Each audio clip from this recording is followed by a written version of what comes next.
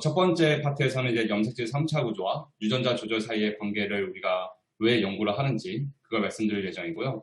두 번째, 세 번째에서는 실제로 그러면 이러한 정보를 활용하면 우리가 어떻게 질환 관련된 그런 문제들을 더 잘 이해할 수 있는지에 대한 현재 저희가 진행하고 있는 그 연구 내용에 대해서 말씀드리고자 합니다. 그래서 염색질 3차 구조, 지금까지 진 레귤레이션을 이해하는 어떤 기전에 있어서는 가장 최초에는 이제 DNA 서열에 기반한 어떤 뭐 전사체 정보 이런 거에 기반해서 유전자 조절을 이해하려 했었고, 그 이후에 이제 이런 게놈의 활성도 정보인 에피존 정보를 토대로 이제 어떻게 전사 조절이라는 게 이루어지는지를 사람들이 이제 연구를 시작하였습니다. 그래서 그 결과 진을 레귤레이션하는 인자는 어떤 프로모터뿐만이 아니라 주변에 뭐 인핸서나 인슐레이터, 뭐 사이런서 등 굉장히 다양한 유전자 조절 인자들이 함께 워킹한다는 사실을 알게 되었고요. 그리고 현재는 그러면 이러한 여러 조절 인자들이 실제로 핵이라는 공간상에서는 어떻게 상호작용을 해서 특정 유전자 발현량을 컨트롤할 수 있는지에 대한 연구가 수행되고 있고, 이러한 분야를 현재 우리가 3D 지놈 또는 4D 뉴클레온이라고 이제 이야기를 하고 있습니다. 그래서 저희 연구실이 주로 포커스하는 연구 분야는 바로 이 염색질 3차 구조 관점에서 준 레귤레이션을 이제 이해하는 것이고, 오늘 이제 그 내용을 말씀드리고자 합니다. 그래서 보통 우리가 이러한 염색질 3차 구조 정보를 준 레귤레이션을 이해하는데 필수적이라 이야기할 때 항상 갖고 나온 예제가 하나 있는데 바로 이 케이스입니다. 지금 보고 계시는 이제 그 사진은 정상인의 손 모양과 이제 폴리닥틸 신드롬을 갖고 있는 사람의 이제 손 모양을 보여주고 있는데요. 여기 지금 보시면은 발생 과정에서 이러한 손에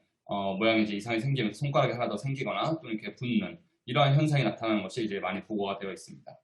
그리고 굉장히 오래전부터 이러한 폴리닥틸 신드롬의 원인이 되는 유전자는 사실 밝혀져 있었습니다. 발생 과정에서 이 크로모솜 7번에 있는 소니 핵지옥진의 발현량의 이상이 바로 이러한 폴리닥틸 신드롬의 원인이 된다는 사실까지 사람들이 알고 있었었는데, 문제는 이 유전자의 발현이 왜 제대로 컨트롤되지 않는가에 대해서는 상당히 오랫동안 의문점으로 남아 있었습니다.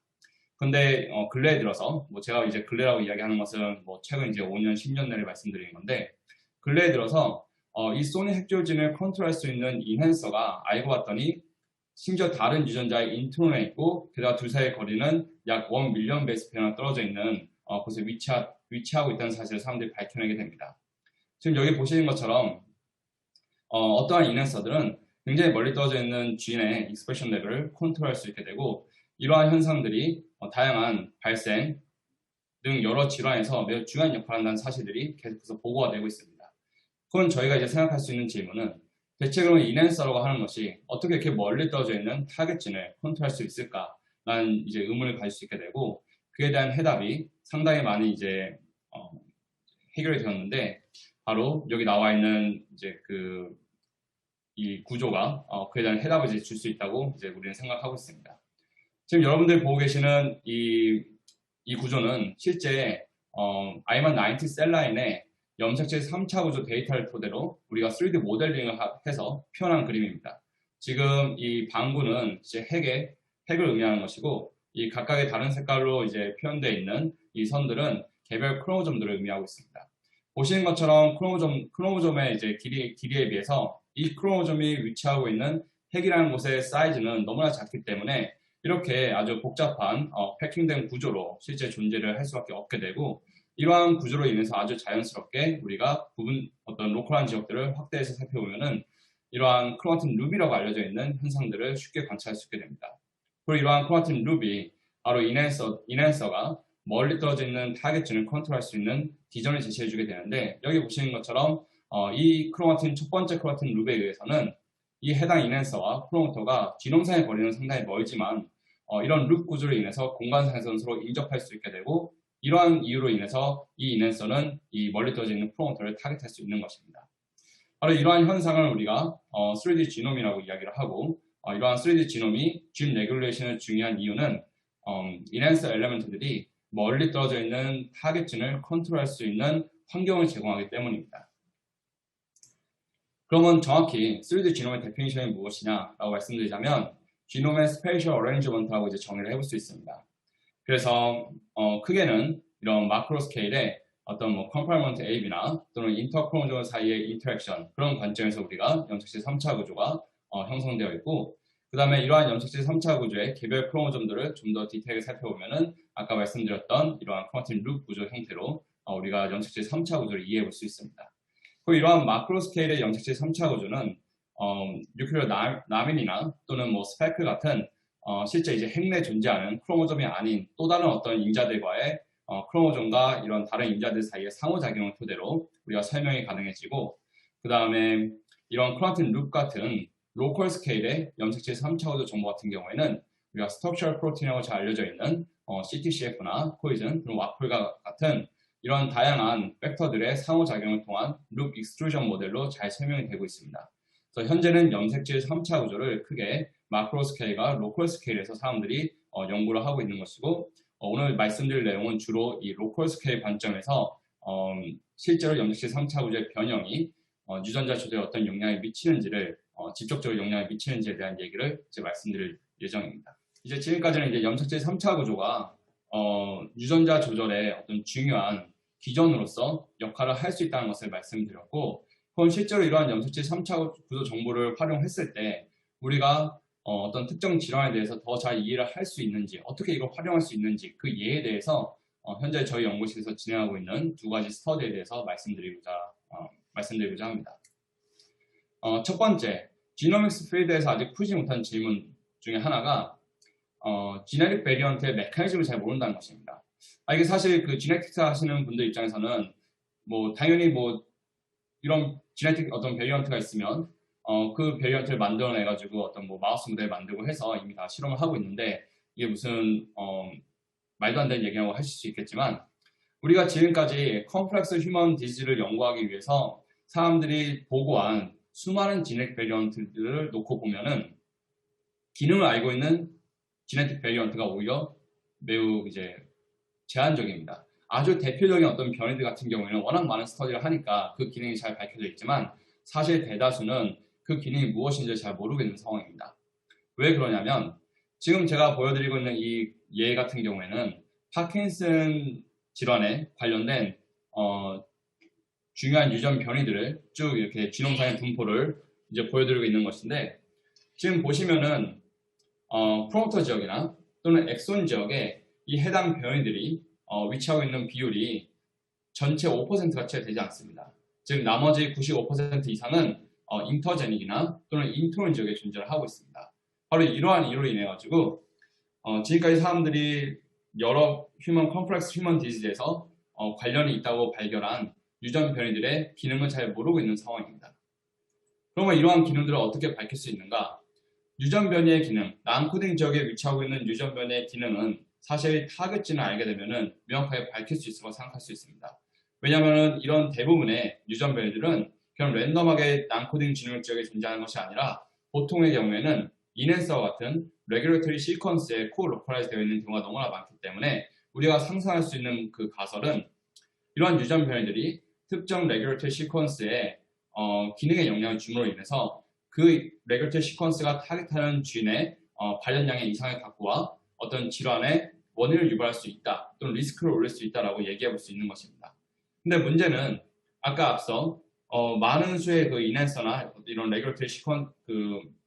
인자들이 멀리 떨어져 있는 쥐를 익스프레션 레벨을 컨트롤할 수 있기 때문에 단순하게 지노믹 거리에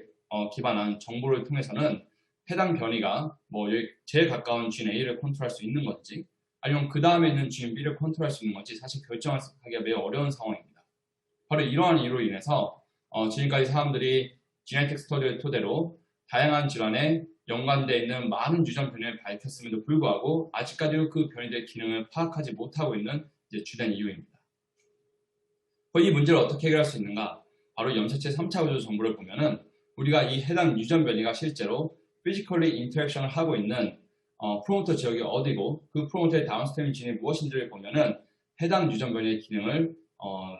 잠재적으로 추론해 볼 수 있다고 예상을 할 수 있습니다. 바로 저희가 이제 이러한 관점에서 이러한 모델에 기반하여 이 파킨슨 질환에 연관된 유전 변이의 기능 해독을 하는 시도를 지금 현재 하고 있습니다.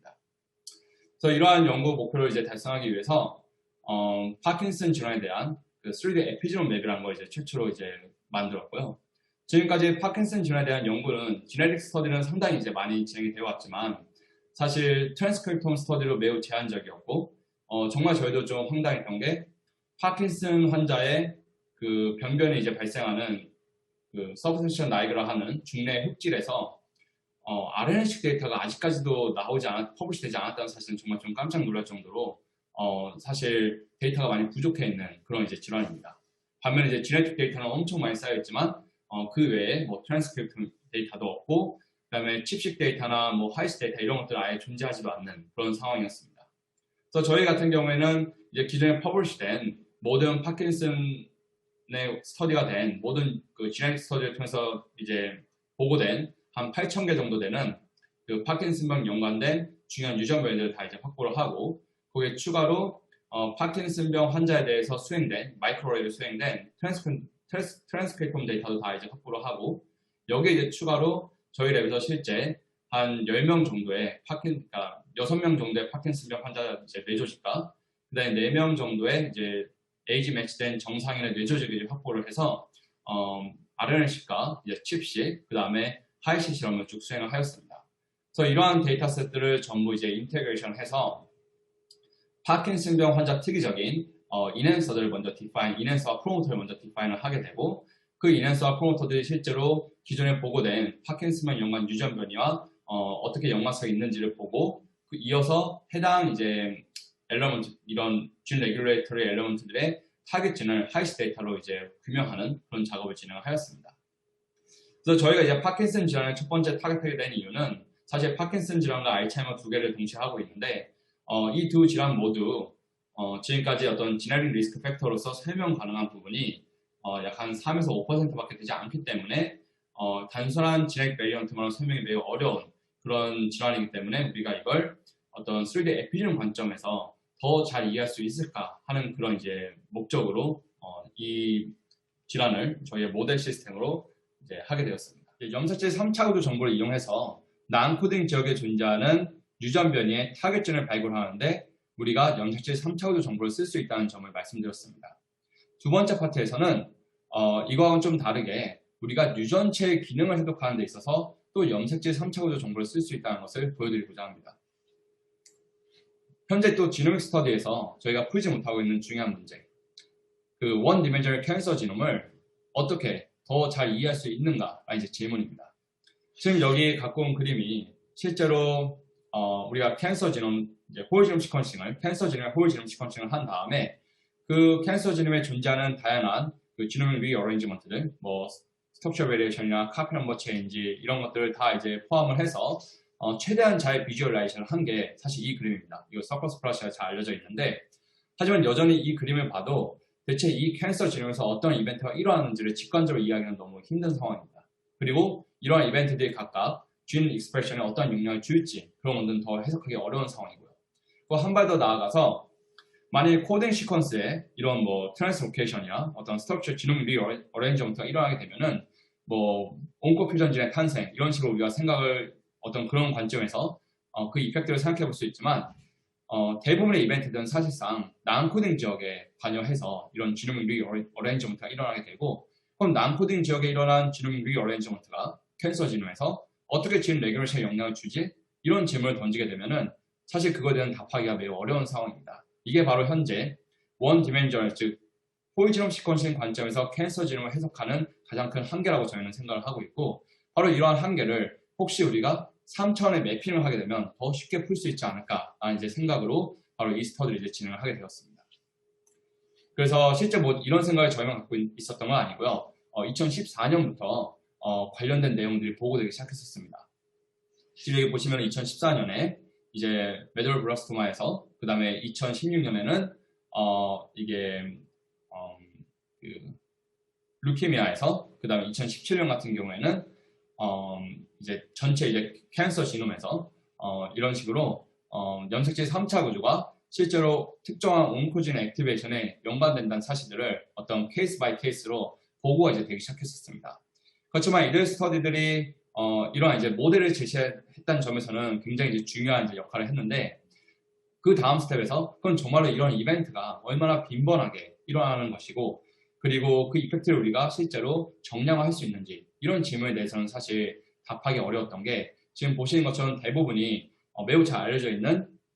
특정 온코진 한두 개 이제 포커스해가지고 염색체 캔서 지놈에서의 염색체 3차 구조 변화가 이러한 온코진의 액티베이션을 설명할 수 있는지에 대해서만 이제 이야기를 했었기 때문에 그런 이제 한계가 있습니다. 그리고 더 중요한 포인트는 기존의 연구들 같은 경우에는 보통의 경우는 이제 셀라인 가지고 이제 스터디를 했고, 실제 환자 조직을 가지고 실험한 케이스는 근래에 들어서 몇 건 이제 보고가 되고 있었지만, 여전히 그 숫자가 뭐